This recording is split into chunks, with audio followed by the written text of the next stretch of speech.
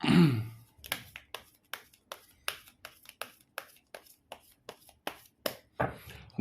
guys, kembali lagi di channel Aprisitorus, di mana channel ini akan memberikan diri kamu suatu informasi baik dari pekerjaan, asmara, keuangan, ataupun kehidupan diri kamu secara general.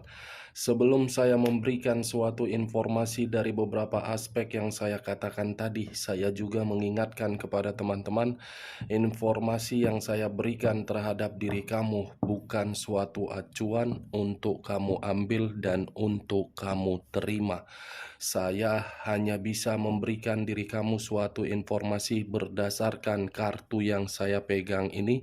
Diri kamu hanya bisa berencana terhadap kehidupan kamu, akan tetapi di balik dari informasi dan perencanaan tersebut, lagi-lagi yang menentukan adalah Sang Pencipta. Sebelum saya mengambil satu persatu kartu yang saya pegang ini secara acak, saya juga mengingatkan kepada teman-teman apabila ketemu dengan channel saya agar menekan tombol subscribe-nya dan menyalakan loncengnya supaya next video saya lebih semangat untuk memberikan suatu informasi baik terhadap kondisi energi kamu, manusia yang selama ini kamu prioritaskan, serta pihak ketiganya. Oke Wak Geng, sama seperti biasanya saya tidak memiliki topik atau judul yang akan saya angkat atau yang akan saya bahas, tetapi saya akan berusaha untuk berbagi cerita terhadap diri kamu dari setiap kartu yang akan saya ambil nanti. Apakah kartu itu akan memberikan suatu gambaran yang bersifat positif atau kebalikannya? Kita langsung saja. Saya akan mengambil beberapa kartu, di mana kartu yang akan saya ambil nanti bisa saja bersifat resonate, bisa saja tidak bersifat resonate. Semuanya saya serahkan terhadap pola pemikiran kamu, semuanya saya serahkan terhadap kondisi energi yang kamu miliki untuk saat ini.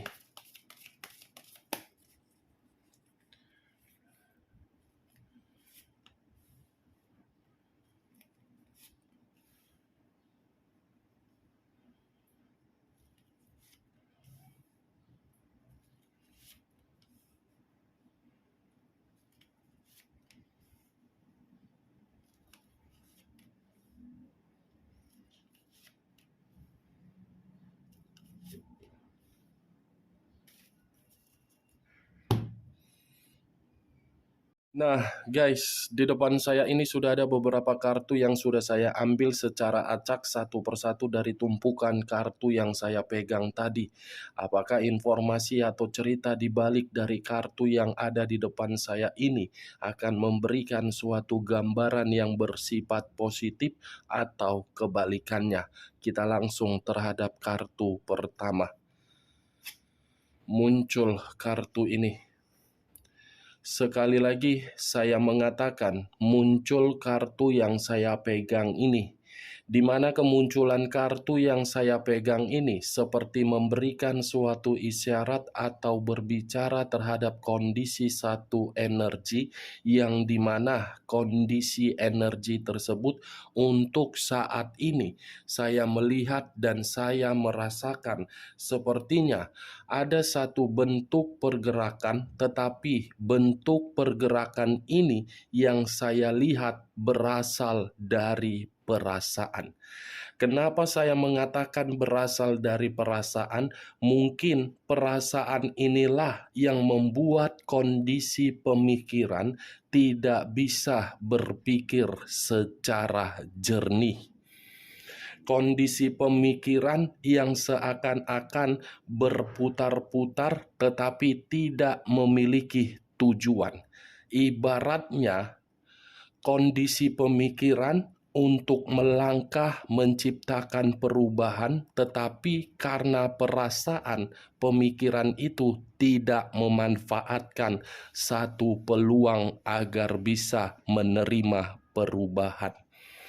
Kalau saya mencoba untuk mengarahkan kartu yang saya pegang ini terhadap posisi energi yang dimiliki oleh orang lain atau pihak lain, serta mengesampingkan satu energi yang saya katakan tadi, kartu ini cukup membuktikan sifat dan karakter yang dimiliki oleh pihak lain terlalu licik. Segala cara dilakukan untuk mendapatkan suatu keuntungan, baik terhadap orang yang memberikan suatu perasaan berdasarkan ketulusan. Apa yang barusan saya katakan bisa saja mengarah terhadap posisi energi kamu, dan apa yang barusan saya katakan bisa saja mengarah terhadap manusia tersebut. Akan tetapi, sebelum saya memberikan suatu informasi terhadap kemunculan kartu yang saya pegang ini, terlebih dahulu saya akan mengarah terhadap diri kamu sebelum saya mengarah terhadap manusia tersebut. Sebelum saya mengarah terhadap manusia itu, terlebih dahulu saya akan mengarah terhadap diri kamu. Di mana ketika diri saya mengarah terhadap posisi energi kamu, baik secara pemikiran, batin, ataupun perasaan, bagi saya ketiga aspek tadi belum stabil, belum seimbang, belum tenang, dan belum nyaman.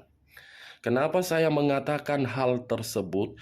Karena pemikiran kamu ini seakan-akan hanya fokus terhadap kondisi sakit hati kamu.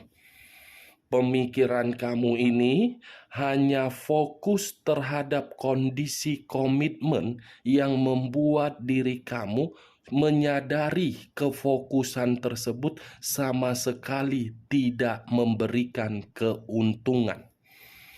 Alasan apa yang membuat diri kamu itu masih fokus terhadap komitmen yang menyiksa diri kamu?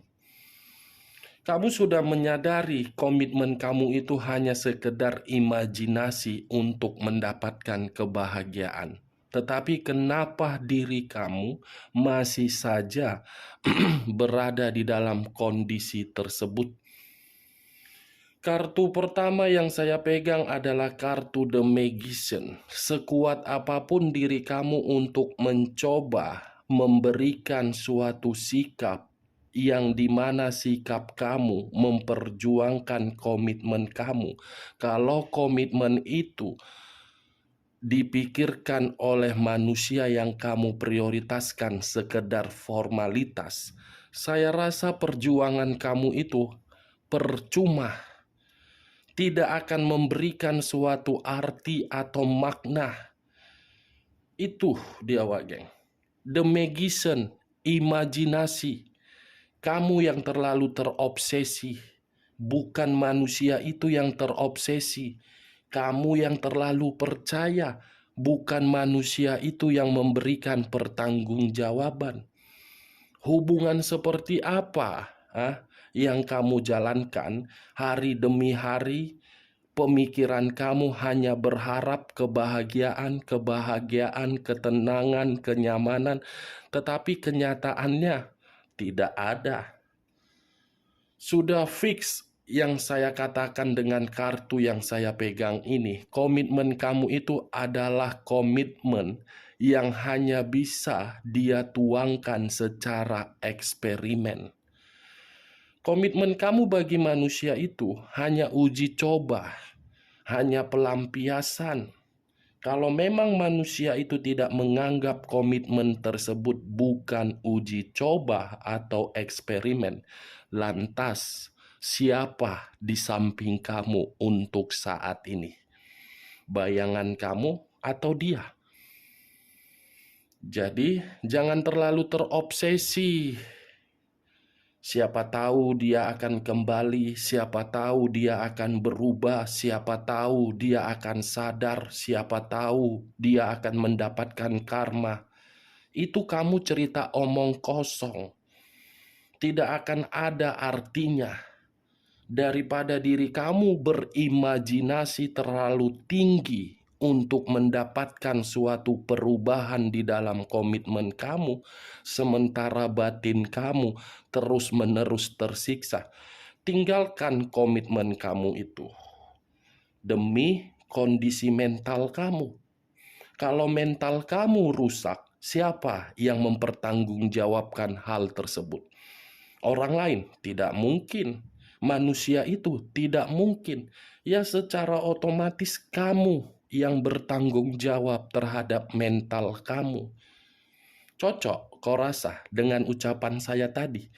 Hah? Bangun kamu. Jangan terlalu banyak hayalan kamu terhadap komitmen tersebut. Sudah diperlihatkan, sudah sadar, tetapi masih saja seperti orang yang penuh dengan pemikiran, tetapi pemikiran tersebut tidak penting untuk dipikirkan. Apa keuntungan diri kamu berimajinasi agar manusia itu kembali? Apa keuntungannya? Apa keuntungan kamu ketika manusia itu kembali dengan perubahan? Apakah isi ATM kamu bertambah bermiliar-miliar? Kan tidak. Berimajinasilah terhadap kehidupan kamu agar kehidupan kamu itu lebih baik. Berimajinasilah terhadap kondisi mental kamu agar mental kamu itu semakin hari semakin sehat. Jangan berimajinasi terhadap orang yang telah meninggalkan diri kamu. Ibaratnya kamu mencari jarum di atas jeramih. Sampai hari raya monyet pun tidak akan ketemu jarum itu. Nah, seperti itu juga manusia tersebut. Kalaupun diri dia kembali terhadap diri kamu, belum tentu kondisi batin mengiyakan. Itu dia, the magician. Kamu seperti bermain sulap. Hilang, datang, pergi, timbul. Ya seperti itu, sulap. Bisa dibodoh-bodohi, bisa dimanfaatkan, bisa dicurangi, bisa diliciki, bisa dihianati. Itu komitmen kamu. Belum sadar juga, harus bagaimana untuk menyadarkan logika kamu yang waras itu. Belum sadar juga, diri kamu masih mempermainkan perasaan. Kalau memang diri kamu masih ingin mempermainkan perasaan kamu, lebih baik kamu tidak usah menangis. Itu dia. Logika yang dipentingkan untuk kehidupan ini boleh mempermainkan perasaan asal antara logika seimbang. Kamu lihat kondisi kamu. Karena diri kamu terlalu banyak mempermainkan perasaan, ujung-ujungnya apa? Ditinggalkan kan? Kan? Nah, itulah resikonya. Saya tidak memberikan suatu sugesti dan menyalahkan diri kamu. Saya akui kamu tulus, kamu menganggap komitmen itu sakral, tetapi kembali dari manusia tersebut. Apakah manusia itu menganggap komitmen tersebut sakral? Apakah manusia itu menganggap komitmen itu harus dijaga? Kan tidak. Kan tidak kan? Capek komitmen dua pasangan. Dua orang menjadi satu pasangan. Pasangan kalau hanya dijadikan sekedar formalitas, hanya untuk dimanfaatkan, lebih baik dibuang. Tidak usah untuk dirawat.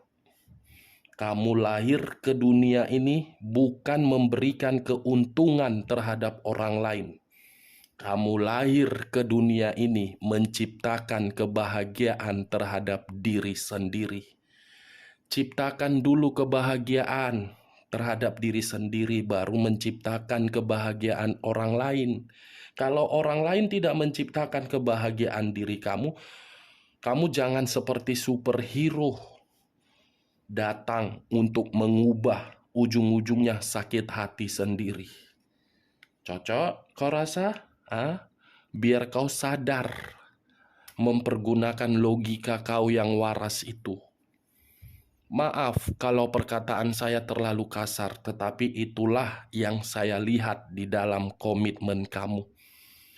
Kalau saya mengesampingkan kondisi pergerakan energi kamu dan mengarahkan kartu ini terhadap manusia tersebut, saya cukup mengategorikan manusia itu manusia jahat yang di otaknya hanya satu, keuntungan. Hanya mencari keuntungan, di luar dari situ tidak ada. Itu dia.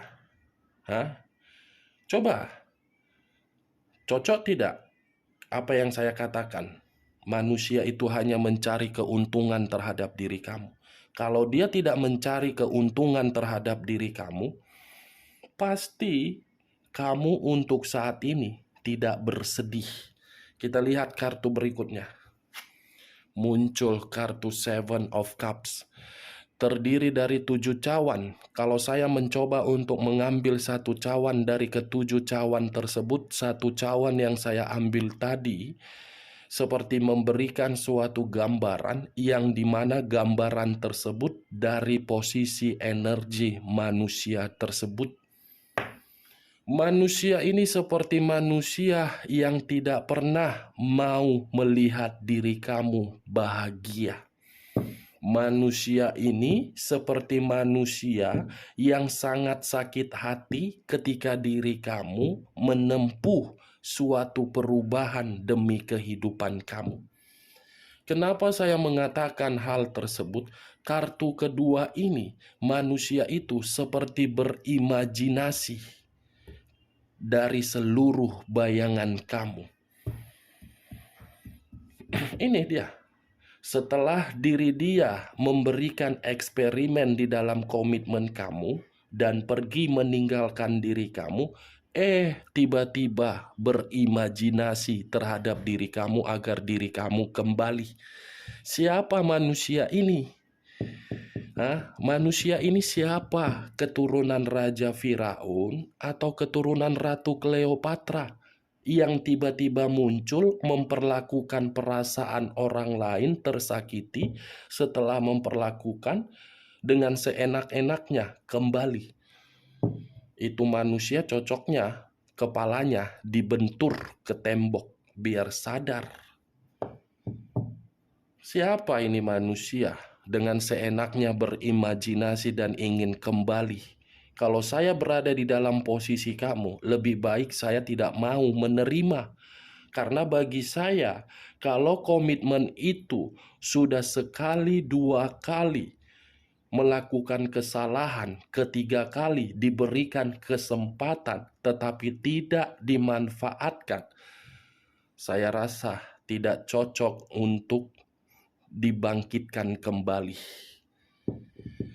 Itu dia.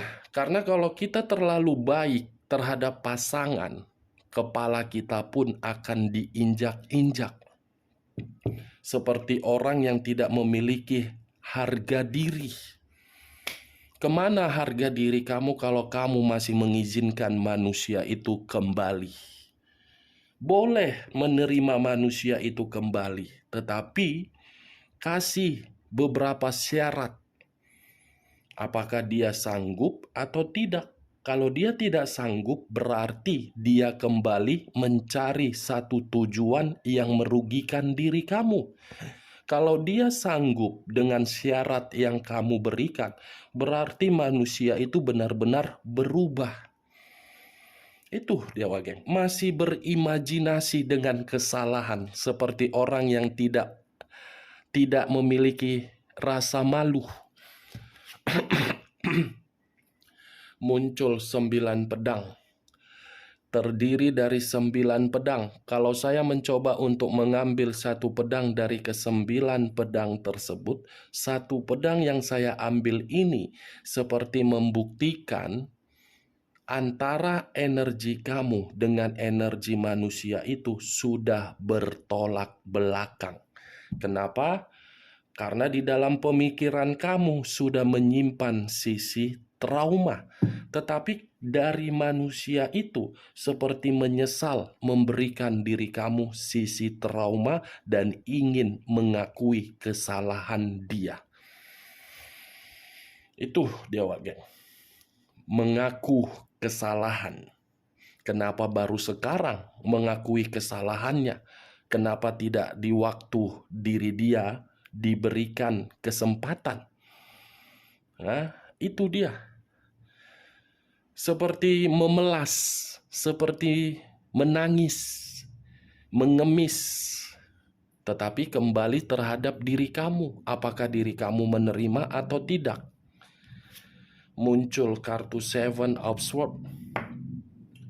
Terdiri dari 7 pedang. Kalau saya mencoba untuk mengambil satu pedang dari ke-7 pedang tersebut, satu pedang yang saya ambil ini memberikan suatu gambaran yang dimana akan ada satu kecurangan yang akan dia lakukan terhadap diri kamu, yang dimana kecurangan tersebut berdasarkan dari situasi penyesalan dia, agar imajinasi yang sedang dia lakukan di dalam pemikiran dia bisa diperbaiki dari komitmen yang dia tinggalkan.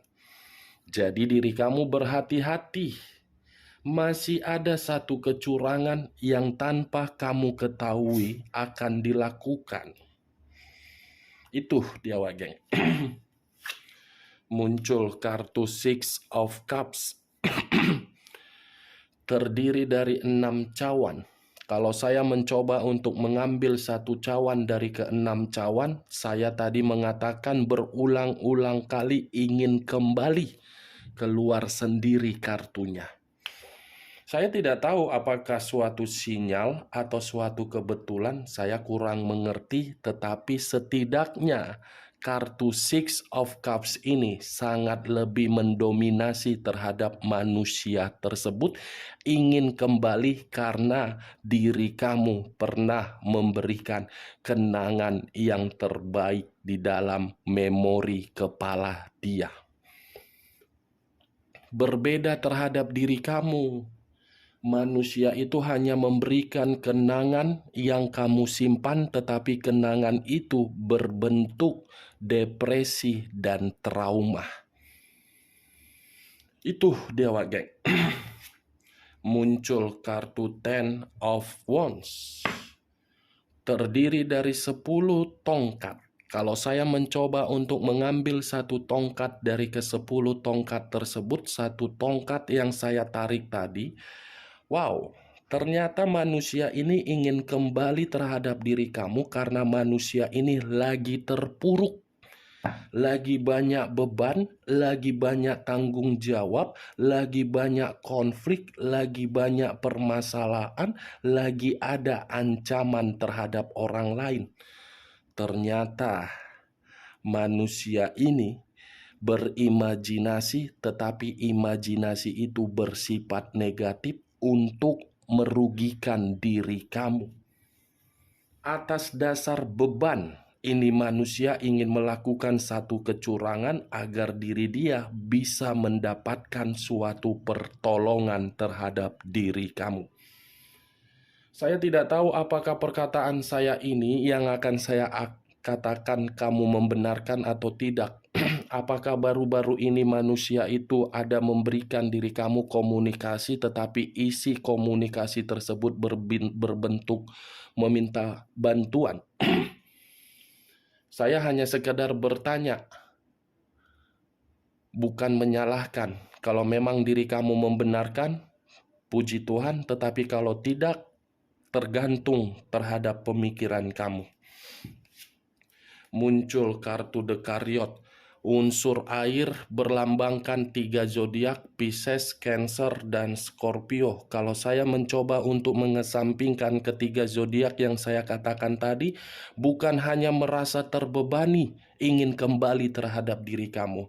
Karena kondisi manusia ini penuh dengan pertengkaran di luaran sana, situasi pertengkaran itu berbentuk dan membuat manusia itu frustasi.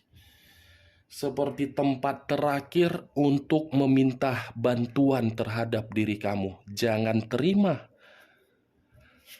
Muncul kartu The Moon, unsur air kembali, dan masih berlambangkan 3 zodiak kembali, Pisces, Cancer, dan Scorpio. Saya rasa keluarnya kartu yang saya pegang ini untuk terakhirnya. Kecurangan itu di luar dari logika kamu.